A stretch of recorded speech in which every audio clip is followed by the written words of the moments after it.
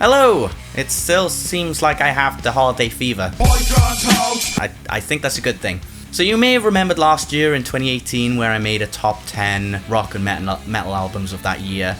And this year I thought I would double down since it's the last of the decade. Actually, no, that is not the reason. The reason is because I just wanted to include every single one of these albums on here, and I didn't want to leave anything out in case anybody thought that I actually forgot some albums and I didn't do enough research, which is always the case anyway. So, and I usually say hard rock, not just metal, because some people would class a lot of these albums or bands as not really metal.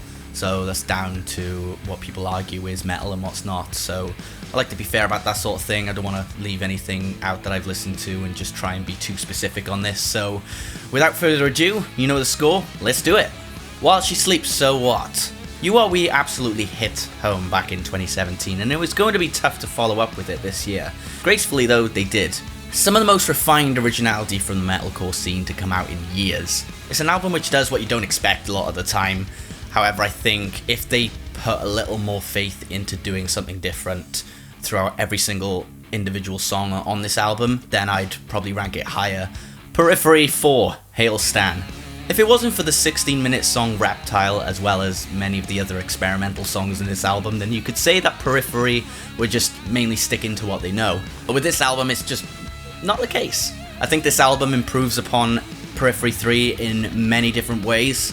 I think through overall quality of Juggernaut, that might be my favourite, but you do really feel like you're listening to something individual and different from Periphery in this album.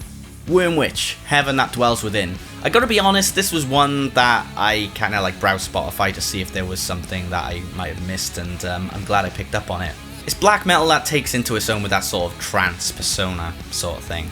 And I've never really been much of a black metal fan, but odd ones like Behemoth really stand out well for me, and this is one that I could say the same for as well. Oh Sleeper, Bloodied Unbowed. Very interesting off the cuff sort of riffs in this album. And one of the main sources of heaviness from this album is from the riffs themselves. One of the more unique sounds to come out in the metalcore scene in quite a while, and really it's not one to be missed. And that album artwork, brutal. Didn't see that in Skyfall. Korn, The Nothing. Considering the tragic events in real life recently occurring for the band of Korn, it really shows within this album how much it's been leaked out. The mix is old and new Korn and is considered possibly the heaviest album to date. And while Serenity and Suffering was quite a solid album in itself, I think this album in itself strays into more of the twisted sense of reality that Korn always seem to produce in their albums. Whitechapel, The Valley. After a few somewhat disappointing albums in the last few years from this band, I think this album in itself is a hell of a breath of fresh air and really shows what other stuff the band can pull off. Phil Bozeman is back with those brutal vocals, and his singing makes for very down-to-earth melodies all the way throughout. So good job. Red Death, Sickness Divine. I don't think I've ever had old school thrash sound this well refined, but Red Deaths have pulled it off in a very interesting way. And I also didn't know Rob Flynn had a second band. But it takes the mixes of what you heard in the 80s and 90s and kind of makes it modern, but at the same time keeps to that old school kind of production. But it's as vast as you'd want to hear it. Lindemann, F&M. Yep, this no Rammstein. Honestly, I think the way this album was constructed is a lot better than the way Rammstein's was as an individual album. And through that, it involves a lot of experimentation along the way. It honestly feels like there were no constraints for Till going through this album, and it really shows just right at the start when it pulls no punches, and him going through some wacky songs throughout the middle of it as well. As I Lay Dying, Shaped by Fire. Yeah, after some unfortunate things that happen in real life that is not for me to judge because it seems like everyone else has forgiven him, As I Lay Dying's comeback is one of them taking everything they learned beforehand and creating a masterpiece that's unique to them, as well as implementing new things into the mix. I don't think you could have chosen a better song than Blinded to start the album off just after its intro. I mean, it gives a really strong impression of how the rest of this album's going to go. And either Gatekeeper or Redefined have got to be one of their heaviest songs to date. And Tim has really brought this new sort of growl effect to his voice. He did have one before, but is like a sort of talking growl in a sense. Yeah, it mixes really well. Tool, Fear Inoculum. Honestly, I've seen this one at the top of everyone's list, but Hear me out? So after all these years, Tool finally made a comeback, and I'm very happy with the result. That the album set itself as pretty much as an experience, which explains the songs that are over 10 minutes, right? Alcest, Spiritual Instinct. I'm not really one for trance-inducing music, but there's something certainly special about this album that Alcest like to put out there. Perfect music for going to sleep in a peaceful manner, but you can't normally say that about metal music because it can make it sound boring, which it's not. It's more of like, I'm not going to sleep to have a nightmare, I'm going to sleep to have a wet dream. And this album does that for me. Not too much information. Wheel, Moving Backwards. This is a very surprising one, considering that this band is very new to the scene. If anyone has listened to this album, they may be confused as to why this album has been ranked over Tool. And the simplest answer, if I can say in a way that doesn't piss anyone off, I apologise in advance if it does, but they did Tool better than Tool. From Sorrow to Serenity, Reclaim. This is a very surprising one for the list, considering this band are very new to the scene. But it's this sound alone that drives that heavy impact, make the guitars as bassy as ever. But luckily for these guys, they shat gold. Thought there was going to be a sentence to come after that, but Fit for an Autopsy, The Sea of Tragic Beasts. This time the band has made an album sound a lot more consistent in that each individual song on the album has something similar to other songs on the album, and that they could be one big song, but they also have something unique that each song brings to the table. I really hope that is making sense right now. It's the technical riffs, the strong vocals, and the overall production that just sets it out for me, which is why it's at number 7. Crystal Lake, Helix.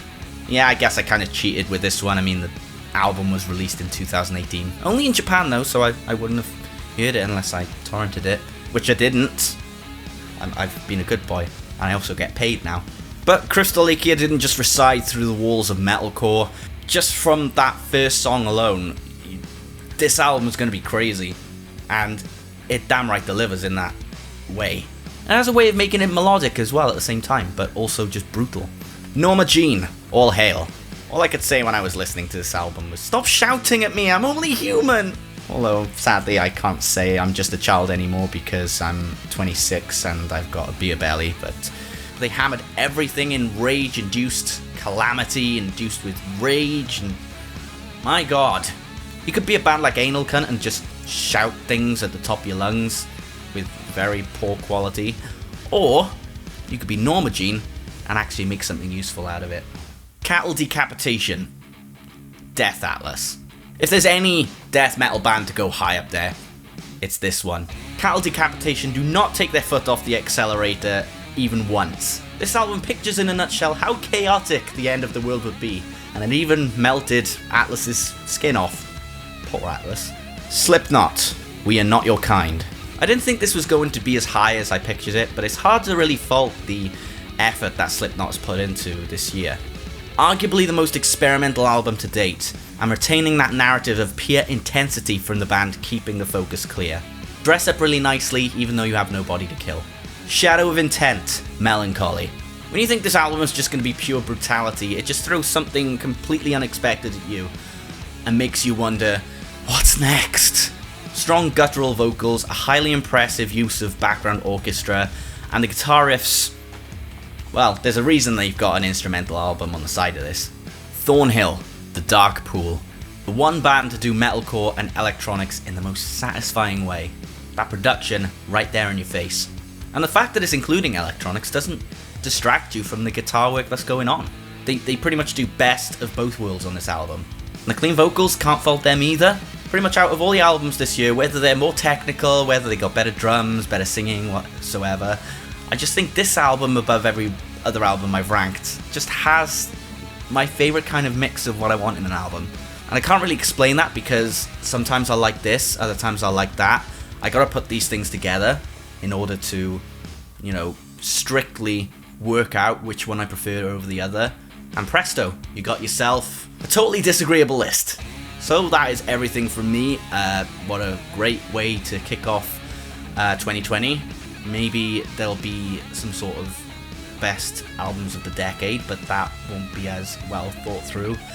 as this album stuff, because this did take a long time to rank. It's very difficult how to rank albums, because you just gotta listen to them in depth. But thank you so much for watching. I got loads of stuff planned for 2020 that I've got written down, that I got scheduled, and I've got an iPad now, so that makes my production productivity even quicker, I'd say.